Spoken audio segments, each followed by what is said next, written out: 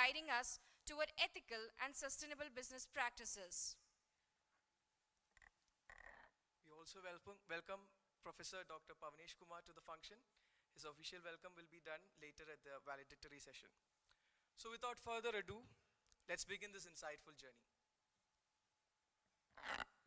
We are honored to welcome our first expert of the day, Professor Amit Kumar Singh from the Department of Commerce, Delhi School of Economics, University of Delhi. Professor Amit Kumar Singh is a distinguished academician with over 20 years of expertise in finance and investment management, particularly in initial public offerings. He has been appointed to various prestigious roles, including Joint Director at the Delhi School of Public Policy and Governance, Editor of the Journal of Commerce and Business Studies.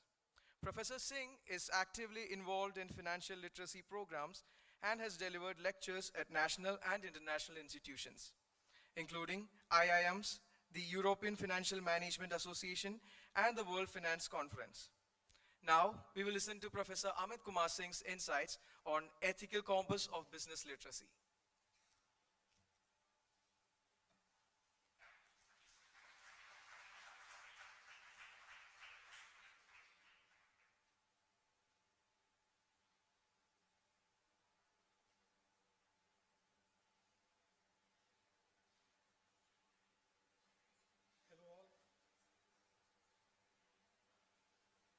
Myself, Professor Amit Kumar Singh.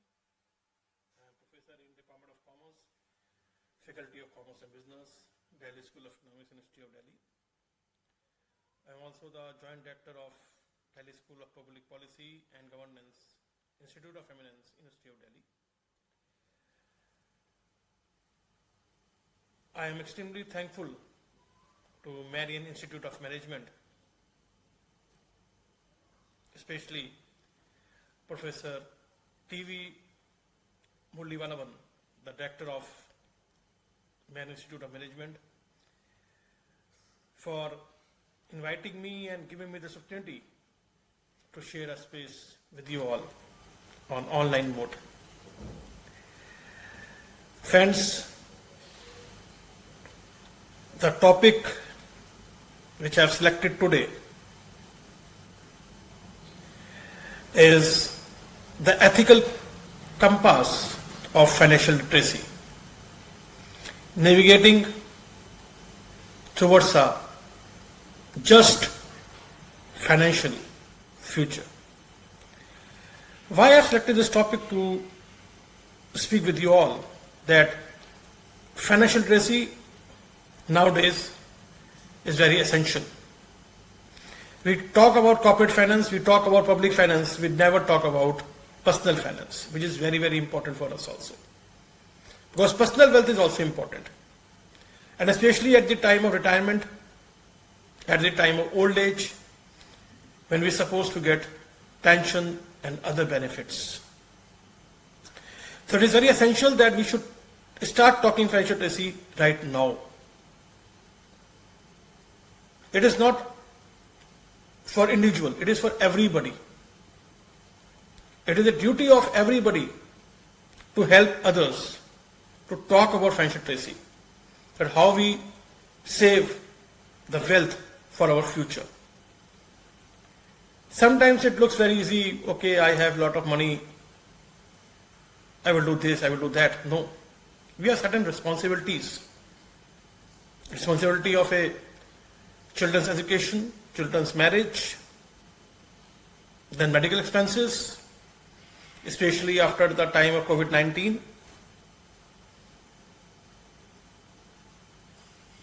Our own pension benefits after retirement, we need a lot of money also, because you see how the inflation is going up and other things.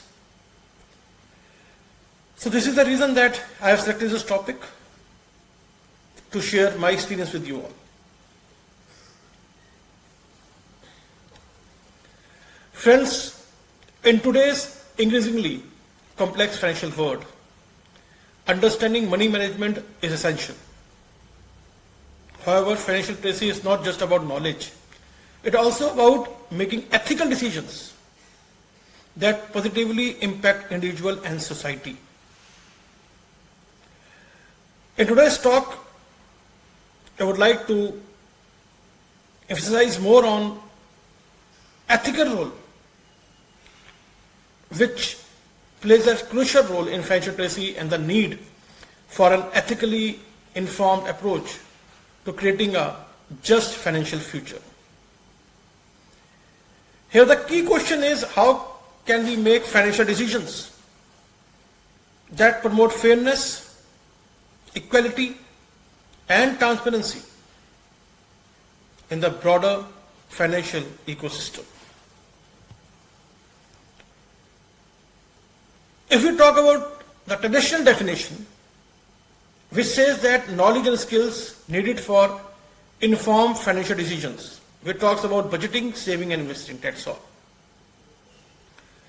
But now, only budgeting, saving, investing is not important. It expanded now. Financial literacy indirectly includes an ethical dimension. It is not just how to manage money, but why and with what guiding principles. So there are certain key components with ethical consideration are there. The first is budgeting and saving. Responsible spending. Don't do excessive spending on unnecessary goods. Credit and debt. Understanding fair lending practices and avoiding predatory loans. Investing basically here means considering ethical and sustainable investment options. And which is very, very important is insurance nowadays. Generally we say, what is the need of insurance? No, there's need of insurance. Understanding fair pricing and claim processes. So these are the another important thing which I talk about. Next thing is, what are the decisions involved in financial literacy? The first is informed decisions. Financial literacy empowers individuals to make knowledgeable choices. However, it is the integration of ethical decision making that ensure those choices are beneficial for the individual and society. The other is ethical financial decision making. Being financially literate means understanding the implication of your decision, not only for your wallet, also for others. Ethical decisions take into account fairness, transparency, and social responsibility. And the third one is a balanced approach, which is very, very important, that financial literacy teaches how, while ethics teaches the why. A just financial future depends on both knowledge and values. There are certain challenges, ethical challenges also in financial literacy, like misinformation. Many people receive poor financial advice, and we are exposed to misleading information, often from predatory financial service provider, for where we have to understand this thing. Predatory lending, high interest rate loans targeting vulnerable population can lead to financial ruin. Payday loans and subprime mortgages are examples where financial institutions may prioritize profit over people's well-being. Inequality in access. Not everyone has equal access to financial education. Social and economic barriers means that many people, especially in low-income communities, lack the resources or support to become financially literate. Friends, the impact of financial decisions on society. Every financial decisions made by individual or institution affect the broader community. It creates wealth inequality, social mobility, and collective impact. Curriculum integration is nowadays very, very important. If we really want to promote ethical financial practices, then the role of education is very important. For that, in a school, there should be a curriculum integration. industry also, and workplaces also, which integrate financial literacy with a focus on ethical principle. There should be a real life case studies, like using real world example of financial markets, financial mistakes which happen in 2008, financial crisis will happen in the form of subprime crisis in US, to demonstrate the consequences of unethical financial behavior. Then moral reasoning. Teach the importance of making decisions that benefit not just the individual but also the value community. This will prepare individuals to consider the ethical implication of their financial choices.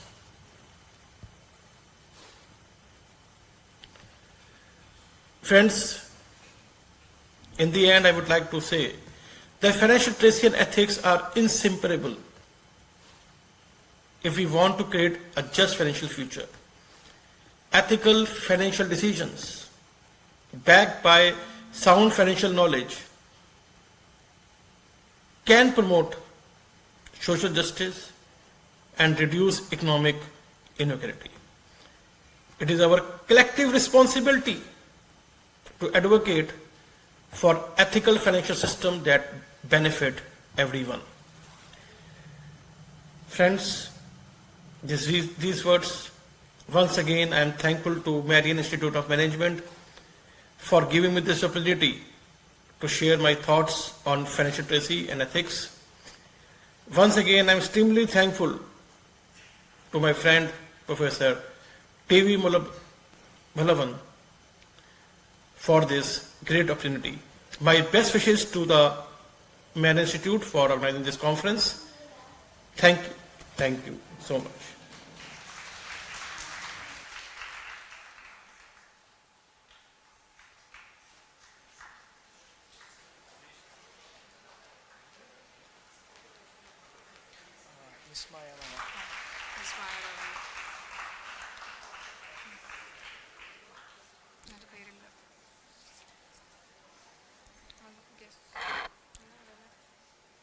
Thank you, sir, for your profound insights. And I also welcome Ms. Maya Rahul to the function.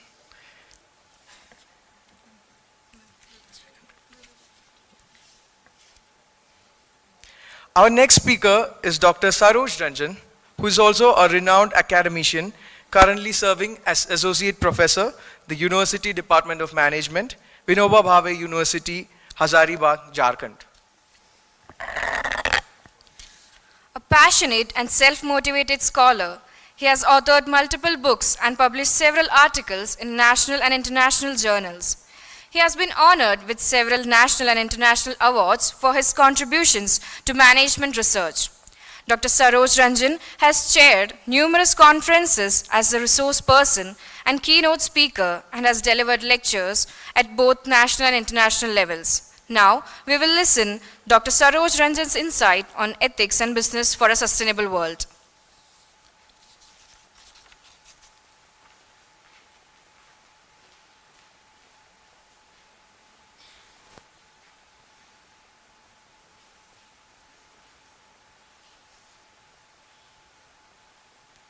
Thank you so much. This is Dr. Saroj Ranjan from Department of Management, Vinoba Bhave University, Hazaribagh, and I hope you all are fine over there. And you know, Hazaribagh is a beautiful place in the Jharkhand, and you know, the Jharkhand is famous for the waterfall. So whenever you feel free to come here, please come and see the beautiful places of the Jharkhand here. So thank you very much for inviting me on this forum. I am too much thankful to Dr. T.V. Murli Vallabhan sir, Director of Marian Institute of Technology, Kuttikkanam, Kerala. Thank you very much, sir, for inviting me on this platform. So I'm just going to be elaborate about what ethics is and what business for the sustainable world. So when we talk about the sustainable world, one and important thing, that is the ethics and the business. Without ethics and without practicing of ethics, you can't survive in the world. So far, if you want to develop your business and you want to sustain your world, you have to go through the ethics and the business.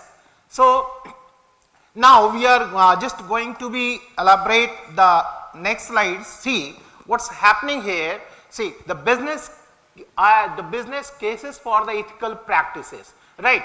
So for ethical practices, you must go through the proper enhancing the reputations. Enhancing reputations is very important for the sustainable, you can say ethics and the business for sustainable worlds. So for enhanced reputation is concerned, ethical businesses gain trust from the customers, investors and the employees, as well as leading to stronger brand loyalty and positive public perception. So if you want to sustain at the world level in the world, you have to be focused on the ethical reputations. That means you have to go through the ethical businesses, you gain the trust from your customers. Your customer is a king. Now every business is totally centralized on the customer perception. So what we are doing in the marketing, we are making the profitable customer. Our entire strategy should be focused on the customer. So far that create the reputation. Whenever you are going to be create reputation, that create the brand loyalty and the positive public perception. That will pay you, not in the short term, for in the long term. So you have to be survive for the long term. That is the important strategy. And the second thing, that is the improved risk management. So proactive ethical practices help you can say companies anticipate and mitigate legal, financial, reputational risk, fostering long-term stability. If you want to be long-term stable, you have to be go through the risk management, right? So as a stakeholder, that's our duty to go through the risk management. If you are not going to be take risk, you cannot sustain, and if you are not going to be sustained, the world cannot be sustained. So far you go through the risk management, and the next and important things, that is attractive and retaining talent. What does it mean retaining talent? So a strong ethical foundation basically attracts top talent. That means the person who has the conceptual mindset, right? They are going to be make policy, fostering a positive work environment. That means you try to make good ecosystem for your business. So business ecosystem you have to be developed, and inspiring employee engagement and the loyalty. My dear friends, I am telling you one and important things. If your internal customer is not happy with you, you can't go through the proper earning the profit. Who is your internal customer? That is your employee. If your employee is happy with you, you will be sustainable. And you, for the long term, you have to be develop the profit. So on this platform, through this platform, I am going to be say you all the people, try to be give inspirations to your employee and try to engage and provide the proper loyalty. Okay, so now come to the next point. Sorry. See, environmental sustainability and triple bottom line. In this slides you see here, the one and important thing, that is the profit. So financial success is essential for the business, but it should be balanced with social and environmental considerations. If you are not going to be balanced the environment and you are not going to be balanced the society, you can't be earned profit, right? So for earning the profitability, for sustaining your business, for sustaining the world through the business, you have to be maintain the profit, and that profit is very important. So you have to be maintained, try to balance the socials and environmental considerations, my dear friends. So another thing, that is the planet. What does it mean planet? You know that without planet minimizing environmental impacts, nowadays what after the industrialization, what is going to be happen? So many environmental concern is going to be raised here. So for promoting resources efficiency and supporting sustainable practices, right? And practices are very crucial for the developments, right? So if you want to do the business to sustain the worlds, you have to be focused on, my dear planet. You have to be maintain the environment and minimize the impacts, the adverse impacts on the environment, right? And another important thing, see in the bottom line, that is the big bottom here, that is the people. So fair labor practices, right? Employee well-being, community engagement, and the other things, that is business.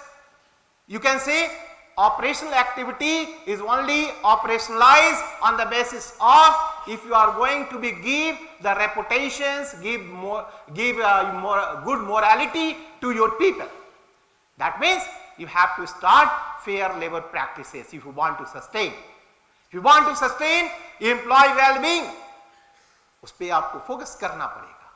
And the community engagement, through that you will develop pure profit. Business means pure profit. Suddha labh, shubh labh. And whenever the labh is shubh, you will be profitable, good man, profitable businessman. And if you are a good businessman, you are going to be sustained at the world level, and the world will sustain on the basis of that. So my dear friends, you have to be focused on these three things: profit, planet, and the people.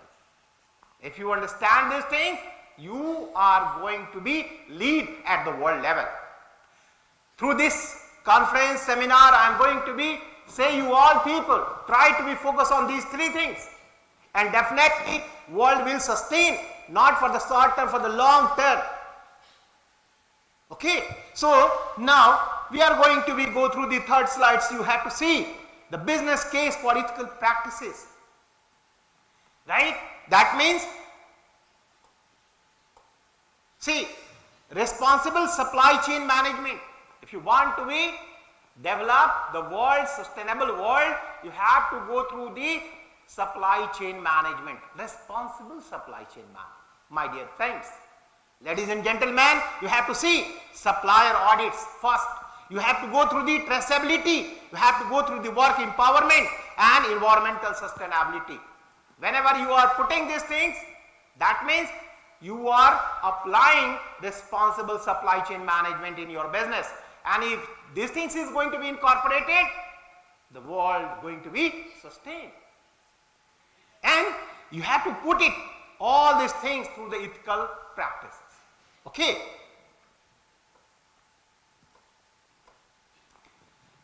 So my dear friends, I hope you peoples are enjoying. Now this slides what it shows: ethical leadership and corporate culture. Without that, sustainability is a false promise. It is simply false promises, because of you can't sustain. So my dear, all the stakeholders are requested, all the academicians, all the research scholars, those who are listening to me, kindly you have to be start ethical leadership practices to maintain the corporate culture. So strong ethical values you have to maintain, clearly defined ethical principle, and guides decision making and set for all the organizational activity. If you are doing that thing, you will be sustained. Open communications. What is happening nowadays? The peoples are in the fear because of they are not ready to communicate. Whatever the things, whatever going in your mindset, try to be communicate. So you have to maintain the open communication system. In that case, what will happen? Every employee become the happiest employee of your organization, my dear. So creating a culture of open communication and try to encourage ethical behavior and promotes accountability to your employees. My dear, employee training, it's a very, very important thing to maintain the ethics and business to sustainable world. If your employee is not trained, not going to be updated, not you are going to be providing value additions, then what will happen? The problem will come. So for employee training is important. So providing ethical training programs equipped employee to navigate complex situations and try to make responsible person, responsible choices you have to give them, the world become sustainable. So, whistleblower protections you have to be provided. So, all stakeholders, please listen carefully and start such type of practices through your business for sustainable world. Now, see, sustainability risk reporting and transparency, you have also maintained it. So, for environmental impact reporting on carbon emissions through your organization, resource uses, waste reduction, demonstrate commitment to the environmental sustainability. You have to focus. Social responsibility. At the same time, we have the responsibility towards the society, that is the social responsibility. And without social responsibility, you are not going to be implementing ethical practices. Ethical practices means what? You must be responsible person for the society. You must be responsible person for the government. You must be responsible person for your governance and the stakeholders, those who are in your business. So for environmental concern, you have to focus on environmental impact, social responsibility, governments and the stakeholder engagement. Right? And whenever you are putting these things, that will be helpful. So, an important thing, that is, I am going to be navigating ethical dilemmas in a global economy. What is the navigating ethical dilemmas? The cultural differences. This is the big concern, right? So you have to understand and respect cultural norms and value is crucial in ethical decision making. That is the big problems. Because in Indian culture is different, UK culture is different, USA culture is different, Saudi Arabia culture is different. But we have to be understand each and every cultures and try to respect all the cultures at the world level. Whenever you are doing so, that the business is going to be flourish. And without business, we cannot think about the global sustainability. My dear friends, and competitive interest, balancing the interest of all the stakeholders, right? And legal frameworks, we have to be work on the legal aspects also. We have to be going through the open dialogue at the world level. My dear, then you will sustain. And if the world sustain, we sustain. Right? So far, right. Okay, now the conclusion, because sir has given limited time to me, that's why I am coming on the conclusion parts. I hope you have enjoyed through the slides. So, integrating ethics and sustainability for long-term success. Finally, after all the discussion, all the words what I have said to you, the final and the nutshell is try to integrate the ethics and the sustainability, not for the short term, my dear, long term.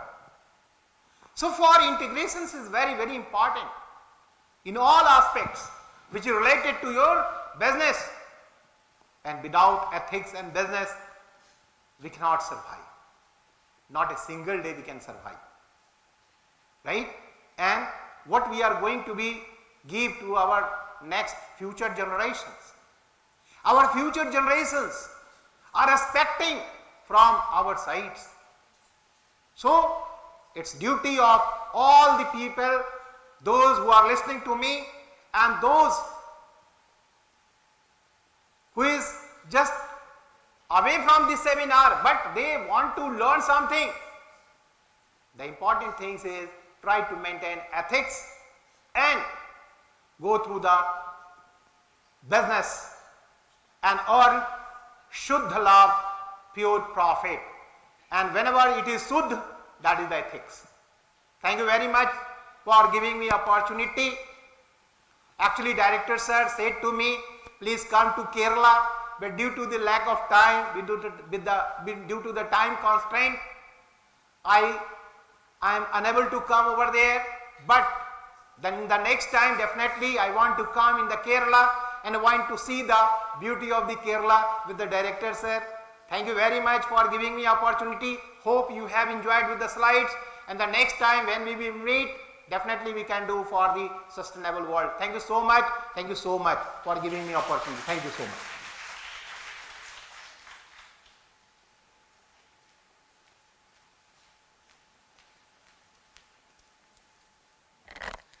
Thank you, sir, for your profound insights.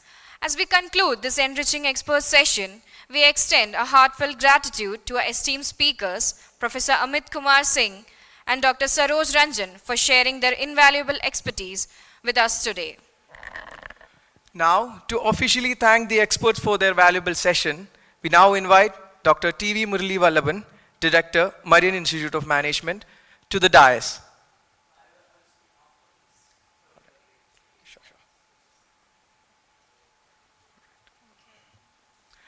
So thank you everyone for your participation and enthusiasm. Let's continue to uphold the values of ethics, responsibility, and sustainability in our academic and professional journeys. Thank you.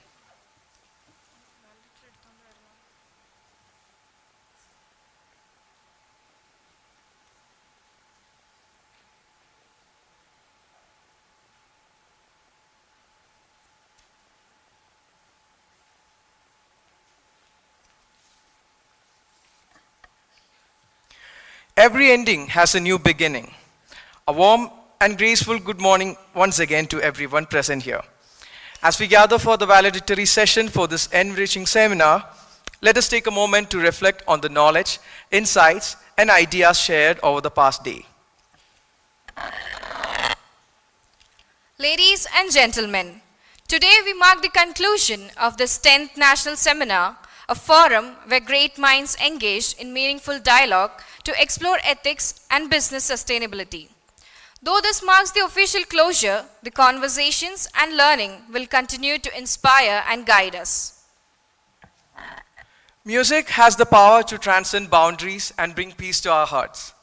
Let us begin this session by seeking divine blessings with a soulful prayer song.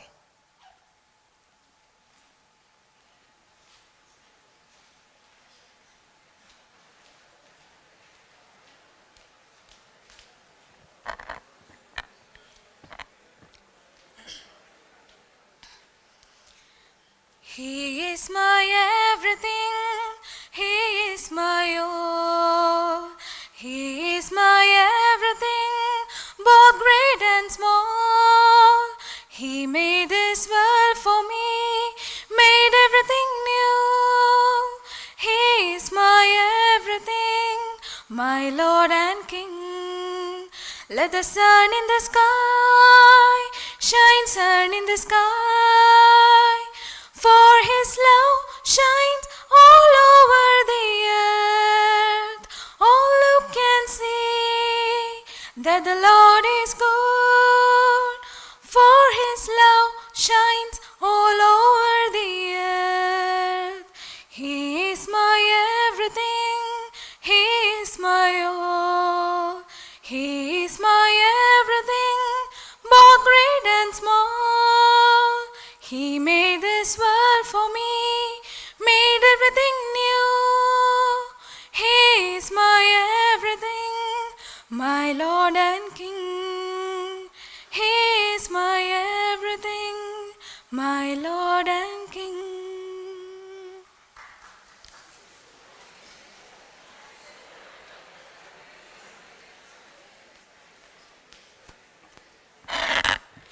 Thank you for that divine start. To set the tone for this session, it is a privilege to invite Dr. Joshija Jose, Faculty Coordinator, Marian Institute of Management, for the welcome address.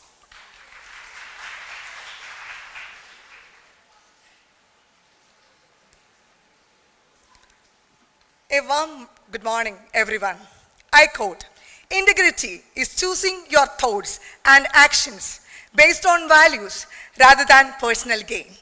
Chris Catcher, I unquote. It is my privilege and honor to welcome all the dignitaries and others present in the National Seminar 2025. From the inputs that we gained yesterday, the enlightenment that we have today, we are moving to a better tomorrow. Now, let me move to the duty that is entrusted with me to welcome the gathering. Professor Dr. Pavanish Kumar is a renowned academician with 22 years of expertise in teaching, research, leadership, who holds around 35 national and international research papers, 2 books, 18 edited volumes, and 15 book chapters. He is one of the editorial member of Mudra, Journal of Finance and Accounting. He is a professor of School of Management in Indira Gandhi National Open University, Delhi. We are immensely overwhelmed with your presence, sir. On behalf of the management and the entire fraternity of the Marian Institute of Management, Marian College, Kuttikkanam, Autonomous, I welcome Professor Pavanish Kumar, the chief guest of the day, to the valedictory ceremony. Welcome you, sir.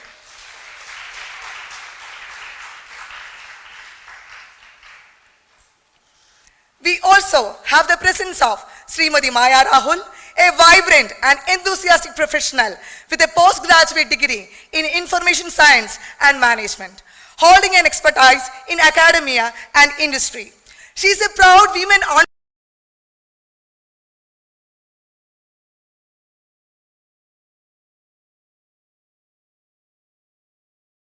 Pala Management Association. I am so glad to welcome Srimati Maya Rahul, guest of honor, to the valedictory ceremony. Welcome, ma'am.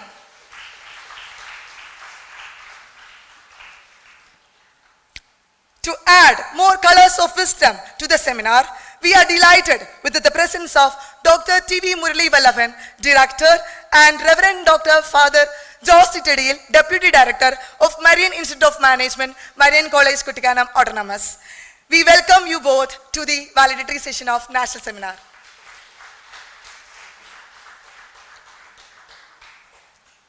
I am grateful to welcome all the participants from other institutions and our own institution to the National Seminar 2025. I also welcome the faculty members and students of Marian Institute of Management to this National Seminar 2025 valedictory ceremony. I quote, "Welcome the challenges, look for the opportunities in every situation to learn and grow in wisdom." By Brain Tracy, I unquote, and thank you. Have a nice day.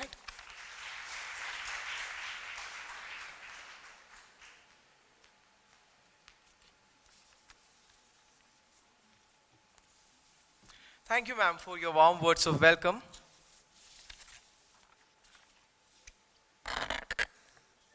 The function of leadership is to produce more leaders, not more followers. We are honored to have with us a distinguished leader and academician, Professor Dr. Pavanish Kumar. He is currently a professor of management studies at Indira Gandhi National Open University, Delhi, where he oversees several national and international conferences. Indira Gandhi National Open University, known as the world's largest open university, has been a pioneer in distance and open learning, making higher education accessible to millions. Dr. Pavanish Kumar holds an MBA from Banaras Hindu University, a prestigious institution renowned for its academic excellence and rich heritage. He earned his PhD in rural banking and has extensive expertise in finance and international business, reflected in his numerous research contributions. He has served as the founding head and dean at Mahatma Gandhi Central University, Bihar, mentoring several PhD scholars and playing a key role in institutional development. As the editor of Mudra Journal of Finance and Accounting, he continues to contribute to academic excellence. May I now invite our chief guest, Professor Dr. Pavanish Kumar, to share his insights with us.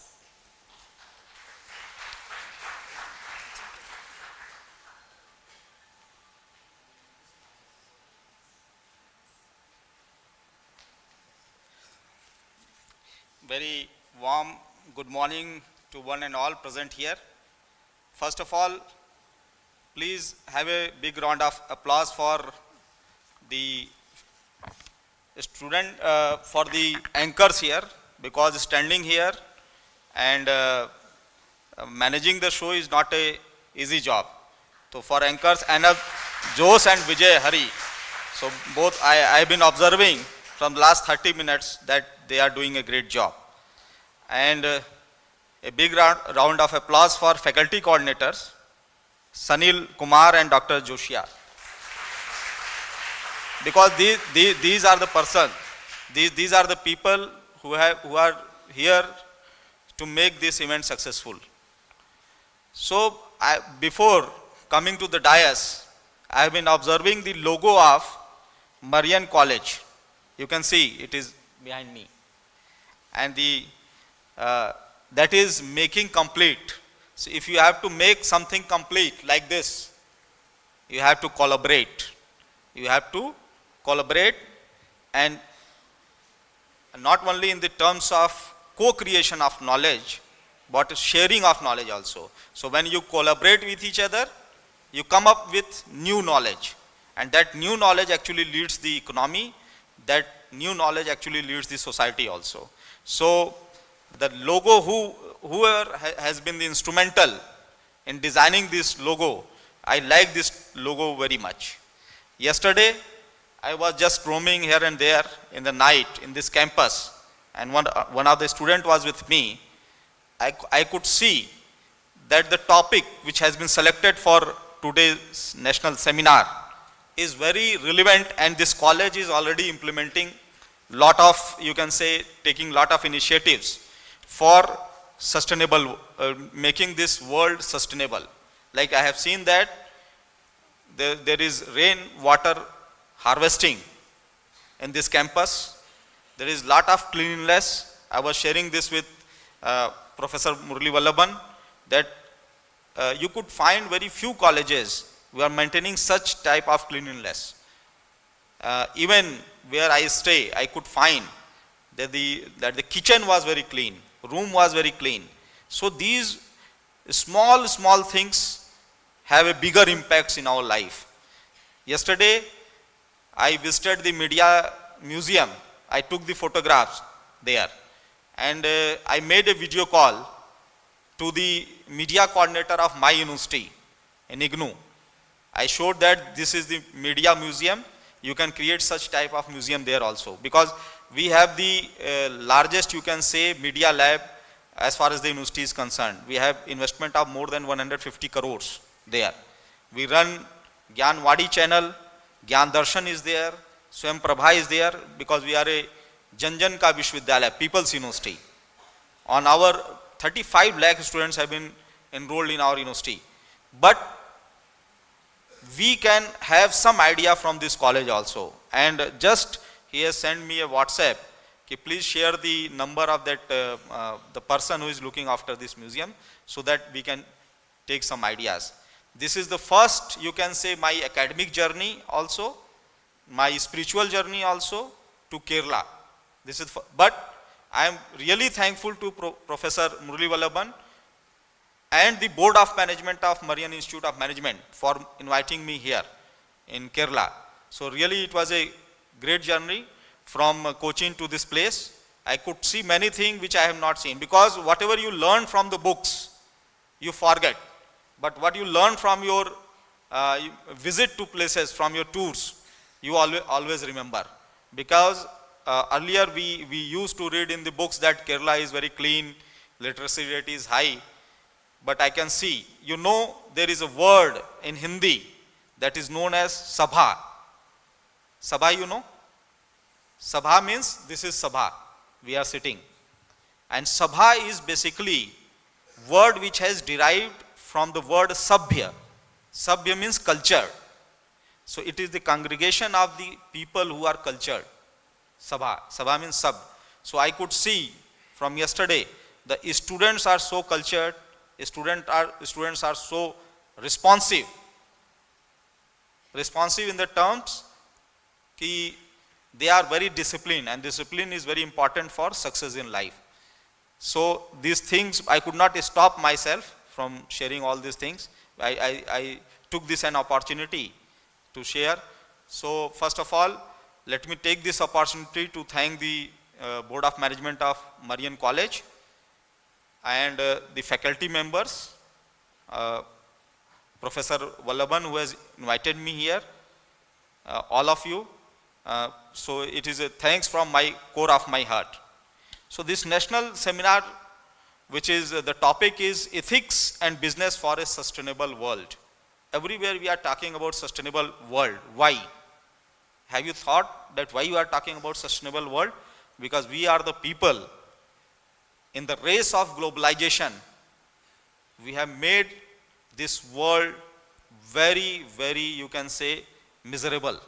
These are we. So we are talking about this. The sustainable development as a subject has been introduced after globalization took place. Whenever there is deterioration of resources, where we are talking about the sustainable world because we have already deteriorated lot of resources. So it is the need of the hour. So first of all, a very warm good morning to all of you, respected dignitaries, esteemed guests, participants, delegates, and young vibrant minds who are sitting here, because you are the people who have to carry forward this idea. It is both honor and privilege to deliver the valedictory address for this insightful national seminar on ethics and business for a sustainable world. Over the past 2 days, I hope you might have exchanged valuable insights and perspectives and reaffirmed your collective commitment to ethical business practices that can shape a sustainable future and beautiful world. Ethics and sustainability are two sides of the same coin, friends. Ethical business practices ensure long-term trust, stability, and social responsibility, while sustainability secures the future of our planet and its people. As we strive for economic growth, we strive for the Viksit Bharat 2047, and this Viksit Bharat means Developed India to 2047 is not a dream, friends. It is a responsibility. It is the responsibility of all of us. So we must ensure that business decisions are aligned with environment conservation, social equity, and corporate governance. We can see that in India, there has been a rich tradition of ethical business practices rooted in the principles like dharma, which means duty, satya, that means truth, and ahimsa, that means non-violence. Many businesses have integrated these values into their corporate framework. I would like to quote 4 examples from the corporate world so that you can understand how these ethical practices has been incorporated in the business decision making. The first example which comes in our mind is of Amul, that is Anand Milk Union Limited. It is a brand, you know, which has followed cooperative ethics for social sustainability. The Amul is the largest cooperative in India, an excellent example of how ethical business can uplift millions by ensuring that free trade practices, fair prices to farmers, promoting rural employment, and focusing on sustainability. It has demonstrated how can business a force for a good. Second example which comes in our mind is of Infosys. Infosys, you know, the Narayan Murthy ji, which has incorporated transparency and corporate governance as the core of the business decision making. It became synonymous with the transparency. You will be surprised to know that the Infosys was the first company in India which has gone for the quarterly financial reporting. It was the first company, and basically it has adopted the global best practices in the corporate governance also. And I would just share with you with one information that all of you go on the website and just search that what is the valuation of the shares, stocks of the driver who basically drives the car of Narayan Murthy ji. He is a crorepati, millionaire. You go and Google and search it. How he has transformed the life of a driver also. Still he is a driver, but you will be surprised to know what is his worth. Before 5 years before, he has a worth of rupees 20 crore of shares. Third example is of ITC, because I have served in Indira Gandhi National Tribal University also in Amarkantak, which is in Madhya Pradesh. It is a central university. You can find the role of ITC, which has ensured this sustainability through responsible business. It has pioneered the concept of triple bottom line. Triple bottom line, as my good friend Amit and Saroj Ranjan was also discussing about the triple bottom line, that is people, planet and profit. It's each of all. It was an initiative, has empowered farmers with digital tools, increasing productivity while maintaining ethical supply chains. And last but not the least, fourth example is of Tata Group. Please go through the history, how Tata has created a city like Jamshedpur. If you'll go and search on YouTube how this city was formed, which is known as Tata Nagar nowadays because of Tata. The real name of that place is Jamshedpur, because Jamshedji Tata was the founder of the Tata Group. How he has created that city, how he has planned. The employee of Tata, you know, there is Tata Administrative Services, as we have Indian Administrative Services, there is a service known as Tata Administrative Services. It is par with IAS. Please go through that. What is TAS? Okay. How they take care of their employees.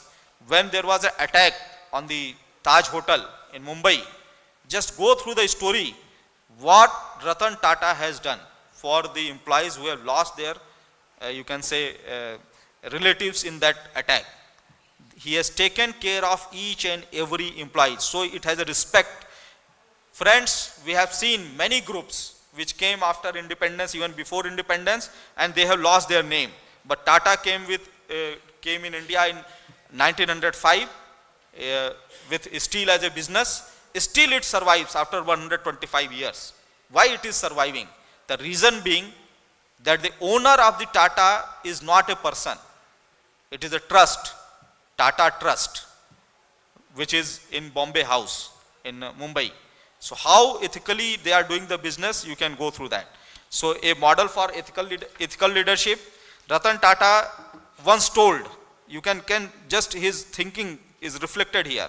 He has once told that business should be built on values, not only on valuations. So value is more important than valuation.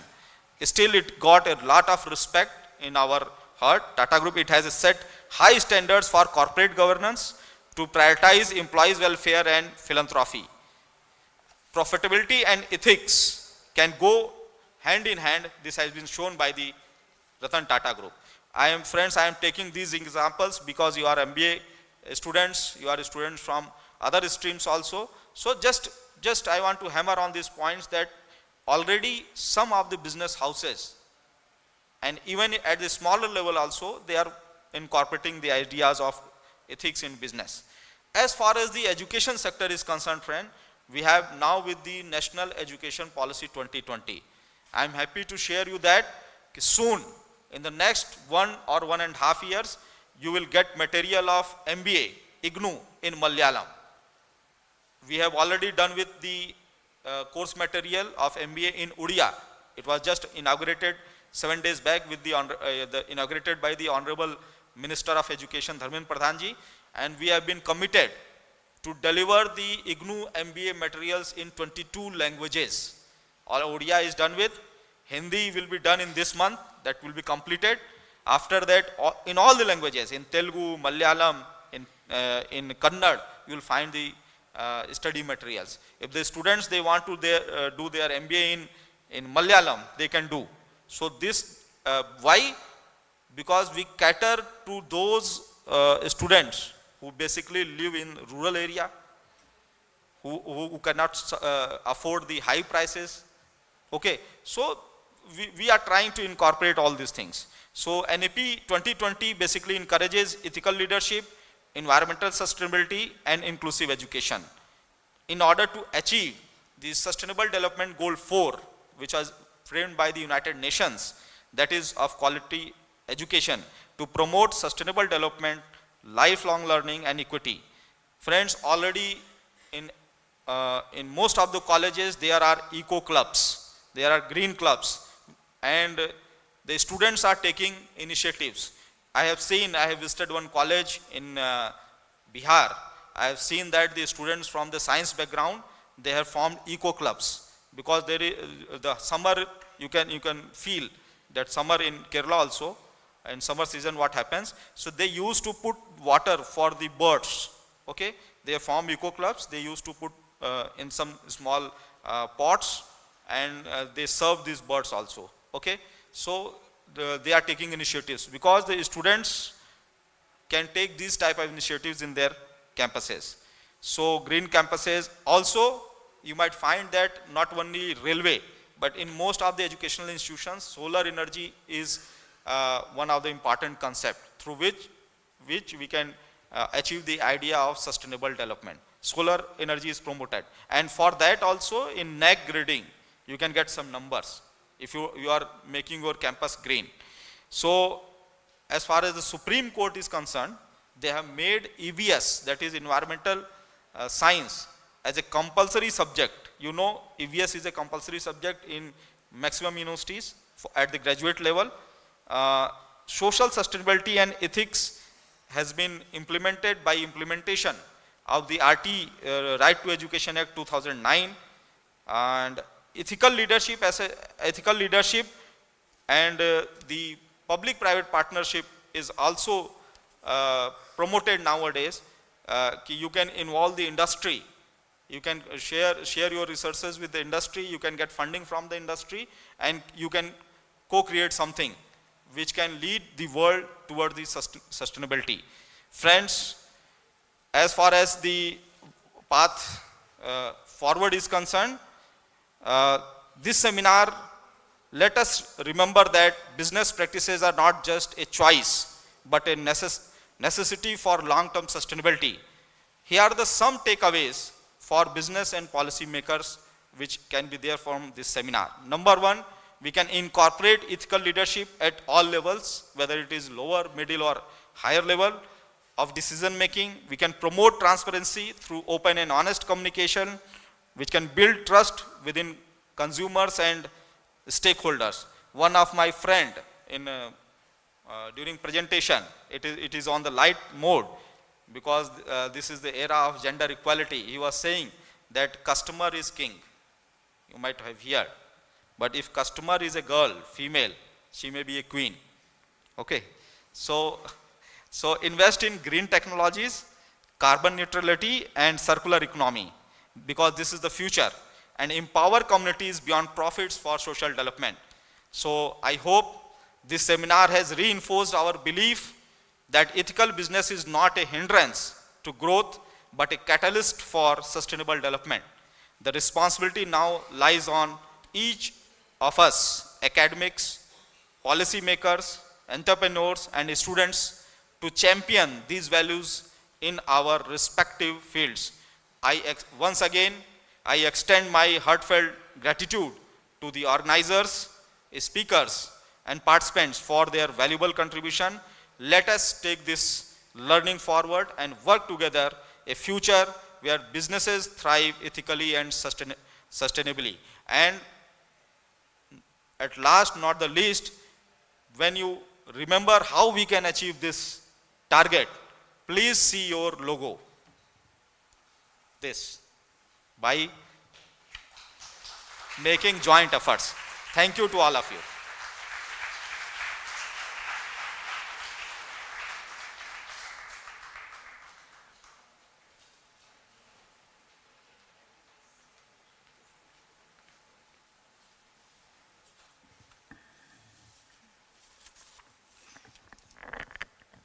Thank you, sir, for both your enlightening insights and kind words of appreciation. Your perspectives truly add value to our discussion on ethics and sustainability. Our next distinguished guest is an inspiring leader who has made remarkable contributions to the field of management. Ms. Maya Rahul is a versatile professional with a background in electronics and a postgraduate degree in information science and management. She has experience as a quality analyst at KGISL Coimbatore, an editor at Focus Infosys, and a training manager at All India Management Association. She also ran her own IT-enabled office in Kochi and served as the principal of Saraswati School, Kudayattur. Currently, she is a municipal councillor in Pala, actively engaged in community development. She is also a passionate reader who enjoys painting, trekking, and traveling. Ma'am, we are delighted to welcome you as the Chief Guest of Honor.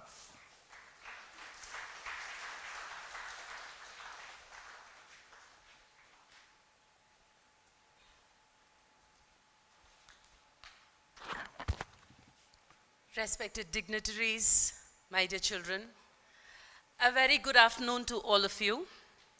So, the topic that we've been talking over is about ethics. Ethics is something that has to come from within. So, I guess whatever I've prepared is something a bit away from ethics, but actually, the essence is all the same. So let me say I have something of a wellness approach of mindfulness. Mindfulness is something that we all lack. Why do we have to talk about ethics in this present scenario? Is it probably because we become too materialistic? Yes? So let me focus on the mindfulness. Mindfulness of the body, the soul, or whatever you can call that. It is just being in the present moment. There is absolutely no need for meditation. There is absolutely no need for, going on long journeys of spiritual endeavors and all this. It is just to live in the present moment. Whatever you do, just keep your 5 senses completely immersed in what you do. So, I guess we all know, you hear, you see, you smell, you taste, and you touch or you feel. Be aware of these sensations that happens within you. So, there is a Japanese legend that says, if you get on the wrong train, get off at the nearest station. The longer it takes you to get off, the more expensive the return trip will be. Yes. So, do you know where you stand? Realize where you stand. Are you standing in the most comfortable of opportunities or in the most comfortable position? Do you desire to see yourself in this particular position? Be aware of that, and then you can do whatever is necessary, whatever necessary steps you need to take to revive that.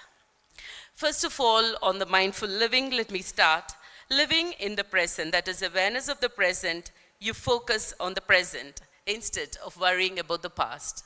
It so happens that you look around you, you see many number of people who say, I should have done that, I should have done this. Had I done that, things would have been different. It would have been different, or it wouldn't have been so difficult. So, just accept it. Just accept where you are. Understand and realize where you are and move on with it. Everything good will happen to you eventually. Look around you. You have these friends who kind of give you a very judgmental outlook, right? You have friends who tell you, that guy isn't right, I don't like the way he talks, I don't like the way he speaks, I don't like the way he behaves. Yeah? You get to hear that a long number of times. They are friends, they are independent souls, they have their own characters, they have their own personalities. Just accept them as they are. Be mindful of the presence of their individuality. Be mindful of their personality. That is a beautiful way to just let the people's love into you, thus creating a basic sense of complete ethics in whatever you do. Living with the intention to make a conscious choice. Long back, when we were children, we never had a conscious choice. We finish your degree, we go for PG, we go for doctorate, we do a PhD. There was a certain set that you need to follow. If it was girls, 22, 23, you get married off. But that is not the case here. You realize yourself. You make your own conscious decisions. You make your choices. The program you take, the dress you wear, it all depends on how you want to present yourself. You want to be seen as a very serious person. You have those kind of choices. Those are the choices you make. Those are the preferences you make in life. Moving on. So this is a rather very funny kind of reaction, you know, breathing and relaxation. Have you ever tried deep breathing? Yeah? You are in a fix. You really want to move on. You don't know how to face it. So what do? You just give, say, 5 rounds of deep breathing, count from 1 to 10, you're off and ready to go, meet the world at whatever station it takes you, isn't it? Now, let's give a little bit of gratitude. Gratitude to your parents, gratitude to your teachers for whatever they've done for you. It's really worth it, you know. Just tell the teacher, I'm thank you, ma'am. Before in schools, when I was in school, I don't know the case now. I don't know the scenario now. So as soon as the class is over, you say, thank you, ma'am. Well, it just shows that you're grateful to that person for her or his hours, for that kind of stress that she has given you, for that time she's allotted you. So that is called the gratefulness of mindfulness. Now, the next is self-compassion. Be kind to yourself. You know, you did something, you did test, and you really couldn't do well. What do you feel? Do you feel completely dejected? Do you feel completely, you know, overwhelmed with a lot of negative ideas and negative emotions? It all happens to us. Be very patient. Be compassionate to yourself. You know, every now and then we get to listen to this, right? Love yourself. Be compassionate. You're not perfect. Nobody in the whole world is perfect. Love yourself. Be compassionate. And yes, see, for example, I tell myself, Maya, this is it. This is what you are. This is what you can do. Whatever you do it with a lot of passion, a lot of compassion. And trust me, that is the first and the last step you need to do for a better personality. This is, you know, everyday activities, say mindful eating. You look at your phone and eat. How many of you look at the phone and eat? Your breakfast? You look at the phone, you look at a book or whatever it is. Never do that. Make it a habit to actually enjoy whatever you're doing. Let it be eating, let it be sleeping, let it be reading. You give your 100% complete attention to whatever it is that you're doing. You're listening here, but you feel, you know, oh my God, from morning we've been listening to this, and then, you know, that actually induces a certain kind of havoc within you. So let's not do that. Let's listen to it. Okay, she's talking something. Yeah? That's how you do a mindful listening. You do a mindful eating. You eat the food. You savor the taste. You see what kind of, is it hot? Is it good? So is it salty? Is it nice? So those are the kind of mindfulness that we need to evoke. Now, your mindful movement. Just be mindful about how you move about. You stand up, that's your posture. You move about. See, these are big personality traits that can create a massive effect on what you can do. You all are management students. It's not just your papers or your certificates that are going to speak for you. You all do know that, right? It's your posture, it's your mindfulness, it's your ethics that are ultimately going to pinpoint on who you are and what you are. Your acceptance of imperfection, as I said before. See, you have lesser distractions, you have more connections. Whatever you are doing, as I said before, you have to be 100% into that. Whatever it is that you're doing. You're watching your phone, be 100% into that. You're talking with your friends, be 100% into that. That is a kind of connectivity that we need to have. You know, just actually try doing this for 2 days. Just try doing this for 2 days. And trust me, your friends are going to love you more. Your teachers are going to love you more. You are going to get a respect that you would have never ever got before. That is the magic or the aura of mindfulness. All your senses, whatever it is you do, just be sure that all your senses are present there. It's an integration of the mind, the body, and the soul. It is just a proof that you can live your life beautifully, 100%. And the neuroscience states that being in the present moment, if you can make it a practice, you don't need any yoga, you don't need any meditation. You just have the ultimate pill, the ultimate whatever pill that you can have for complete and perfect life. Your emotions completely affect your physical, your emotional, whatever it is. All these can be channelized into a single identity of a me. That is the acceptance of the mindfulness. So I know today's been a very long day and you've had beautiful and simply enchanting experiences over here. So this is, I believe, the valedictory function, and it's a huge congratulations to the valedictorians here. And of course, be mindful of the efforts of the teachers and the support that the staff has rendered to you during this whole journey. So you can embrace your future with a lot of confidence and a lot of mindfulness. Thank you for listening to this small speech of mine. So all the best and wish you a wonderful future ahead. Thank you.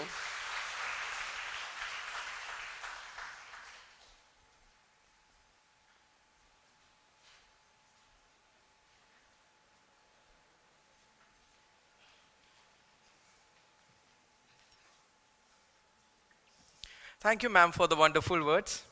Now, to express our sincere gratitude to our distinguished guests, we now proceed with the memento presentation, for which I invite Director T.V. Murali Vallaban, Marian Institute of Management, to the dais. Thank you. And also Deputy Director, Father Jose Chittadil.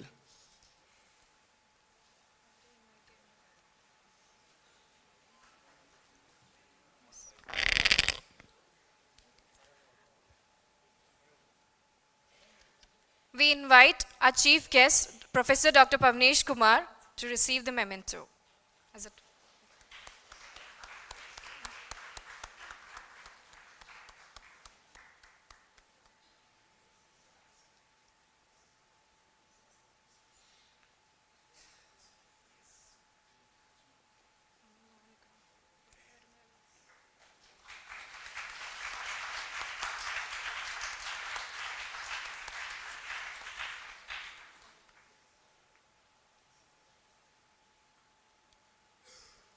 Next, I invite our guest of honor, Ms. Maya Rahul, to receive a token of love and gratitude.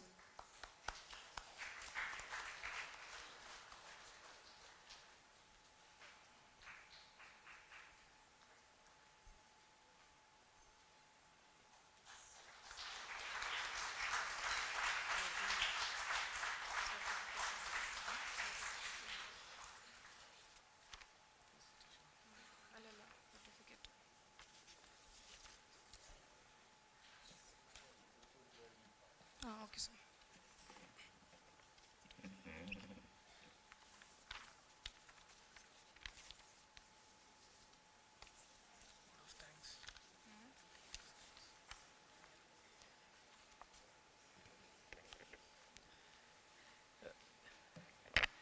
This is actually an out of agenda act of penetrating into the program.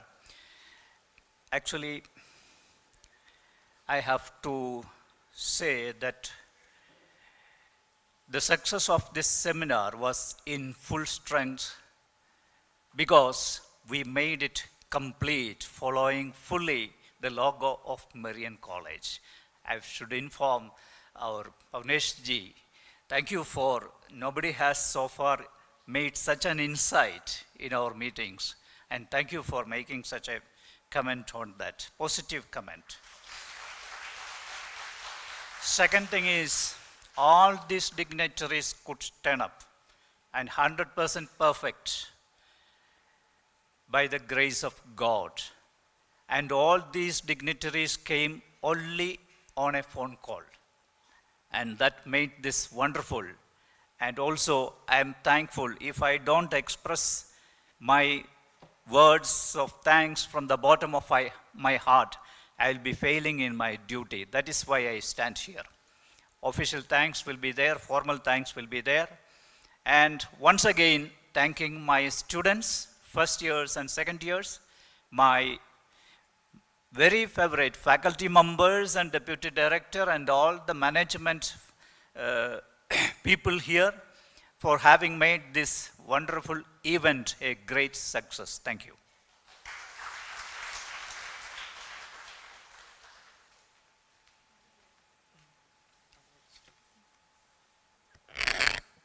Success is not just about winning, but about taking every step towards excellence. Now comes a special moment where we acknowledge and appreciate the efforts of those who have excelled in this seminar. We invite our chief guest, Professor Dr. Pavnesh Kumar, to give away the Best Paper Award, certificate and cash prize of Rs 5,000.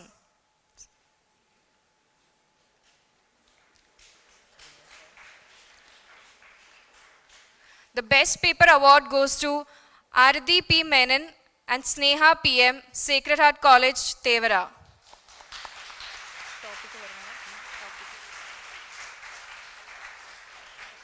They won the Best Paper Award for the paper titled A Study on Factors Influencing Purchase Decisions and Continued Usage, Intentions of Subscription-Based Streaming Platforms.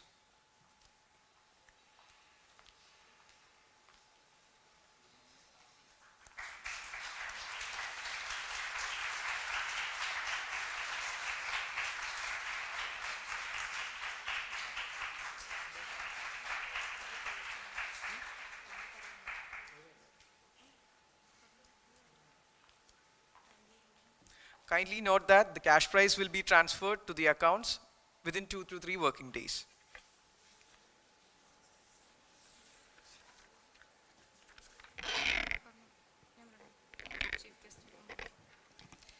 Next,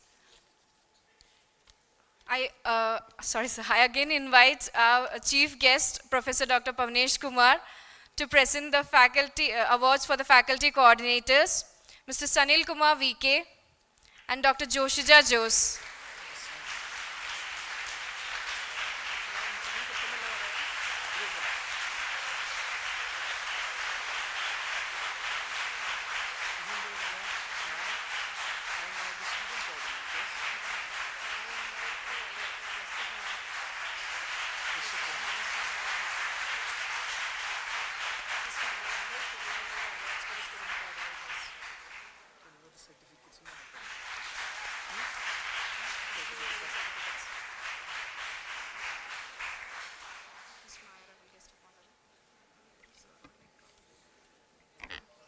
Now I invite the guest of honor, Ms. Maya Rahul, to deliver the certificates for the student coordinators.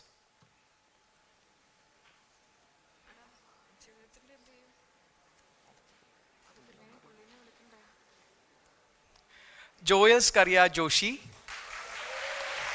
Nitin TD, Chandana Suresh, George Tom, Sadiq Salim, Ansumol Raju, Delano Thomas, and Govind.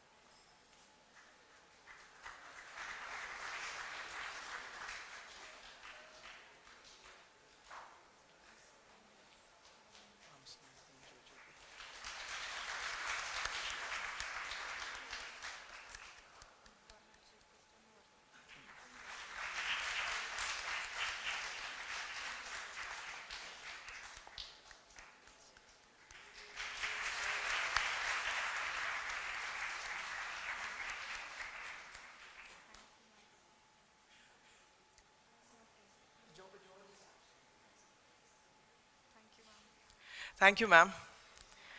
We once again request our chief guest, Professor Dr. Pavnesh Kumar, to present the letter of appreciation to Mr. Shivajit T.S. for his valuable contributions to the national seminar.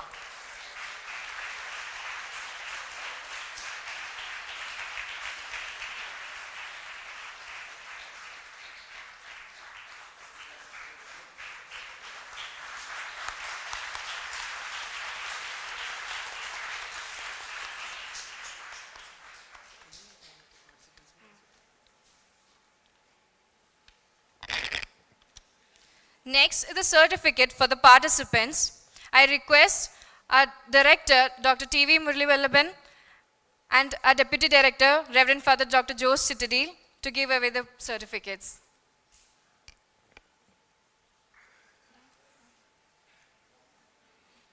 So it's 13.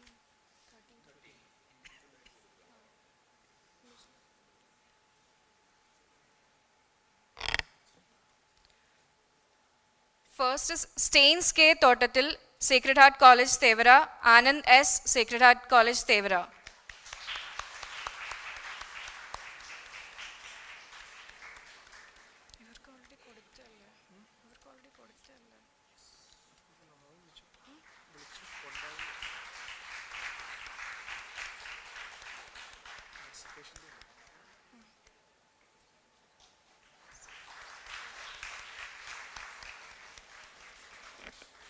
Second is Sneha PM and Aradhi P. Menon, Sacred Heart College, Thevara.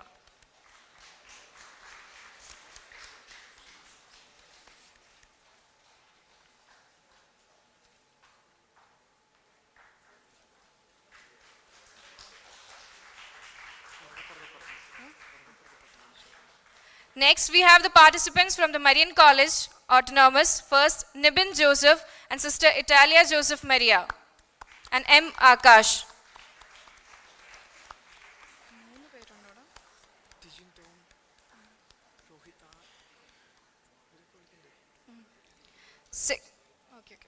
Second, Sister Italia Joseph Maria, Tijin Tom, Rohit R.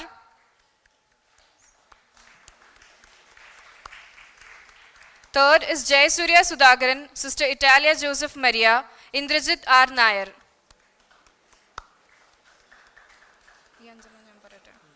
Fourth, Sister Italia Joseph Maria, Shonu Sunil, Jose M.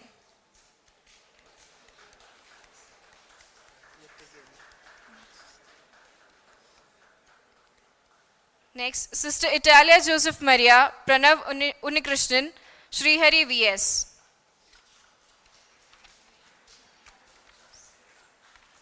Next, Gisamol Benny, yet again Sister Italia Joseph Maria, Anita Kurian.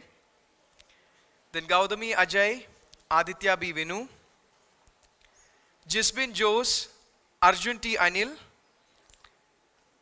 Sonat K. Benny, Sneha Martin. Alfin Matthew, Agash Matthew. Salvin Soji, and Robins K. Roy.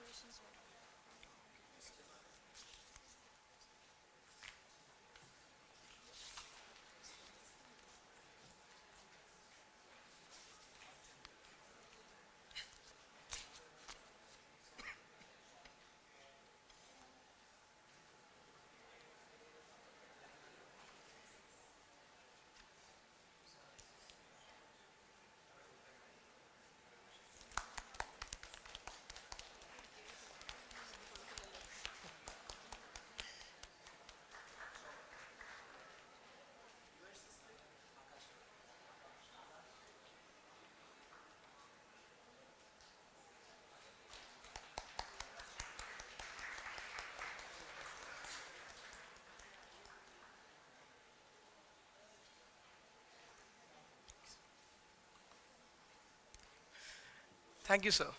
And congratulations to all the winners and participants. May this recognition serve as a motivation to continue striving for excellence.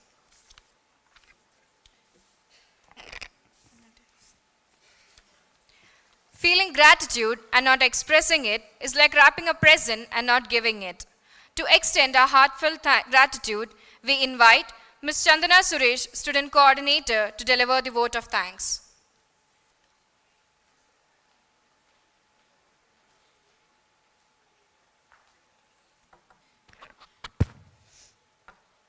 Good afternoon, everyone. Ethics is not knowing the difference between what you have a right to do and what is right to do. As we reach the conclusion of this enriching National Seminar 2025 on Ethics and Business for the Sustainable World, it is my great privilege to extend a heartfelt vote of thanks to all those who have contributed in making this event a grand success. First and foremost, I extend my deepest gratitude to our esteemed speakers for today's valedictory function. I extend my heartfelt gratitude to Professor Dr. Bhavnesh Kumar, Professor, School of Management, Indira Gandhi National Open University, New Delhi. Your insightful address on ethical challenges in modern business has provided us with a new perspective on integrating ethics into corporate strategy. Thank you, sir.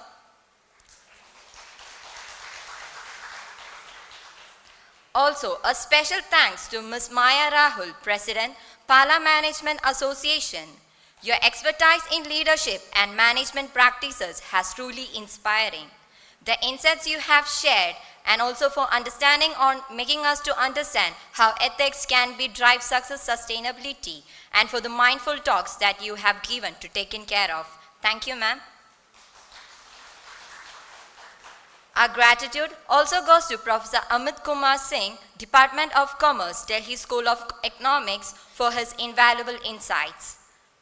We are also grateful to Professor Saroj Ranjan, Vinoba Bhave University, Jharkhand, even for sharing his insightful thoughts.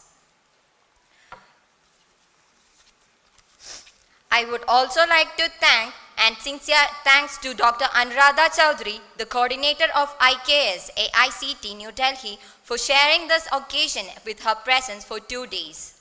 A special thank you to Sri Bharat Dash, Master Trainer of IKS and Management, for sharing his perspectives. I also extend my grateful gratitude to Reverend Father Bobby Alex Manaplakil, Manager, Marian College Kuttikkanam Autonomous, for his continuous encouragement and unwavering support in making this seminar a reality. We are deeply thankful to Professor Johnny Johnson, Professor School of Management and Business Studies, for sharing his views.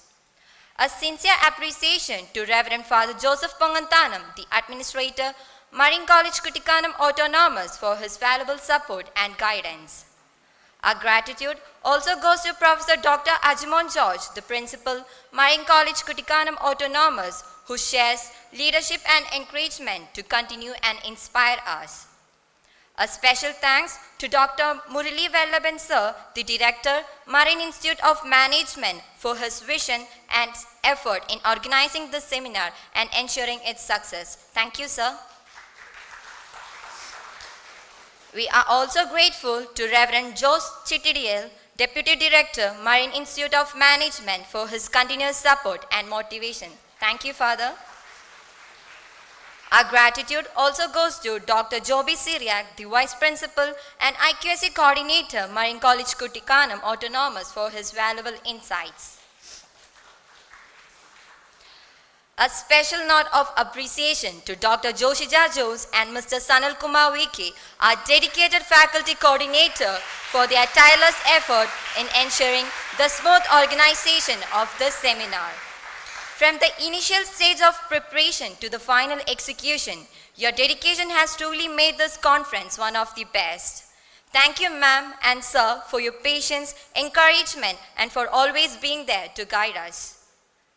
I extend my heartfelt gratitude to all the faculty members of Marian Institute of Management whose constant support and encouragement have been instrumental in making this seminar possible. And a big round of appreciation to our student coordinators who work tirelessly behind the scene, ensuring that every aspect of this seminar ran smoothly. Thank you. To all our participants, both in person and virtual, your active engagement, thoughtful provoking questions, and insightful discussions have made this seminar truly meaningful. We sincerely appreciate your presence and contribution. Lastly, a big thank you to all the students and organizing team members for your active engagement and enthusiasm. Your presence and contributions have made this seminar meaningful.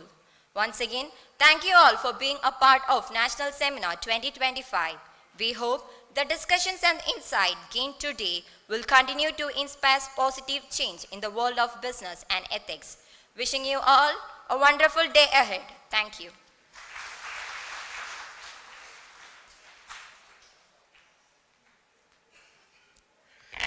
Thank you, Chandana, for your kind words. Gratitude is the fairest blossom that springs from the soul, and we truly appreciate every effort that has made the seminar a success. As we conclude this remarkable journey, let us rise for the national anthem as a tribute to our great nation.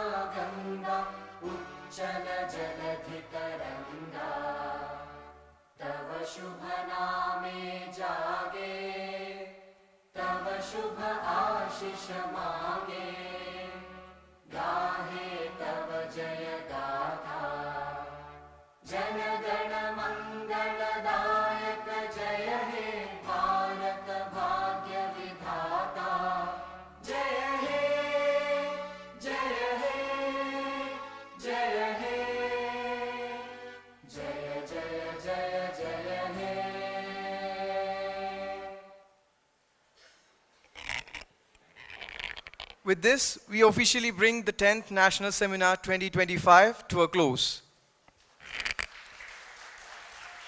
Thank you all for your valuable contributions, active participation, and unwavering enthusiasm until we meet again.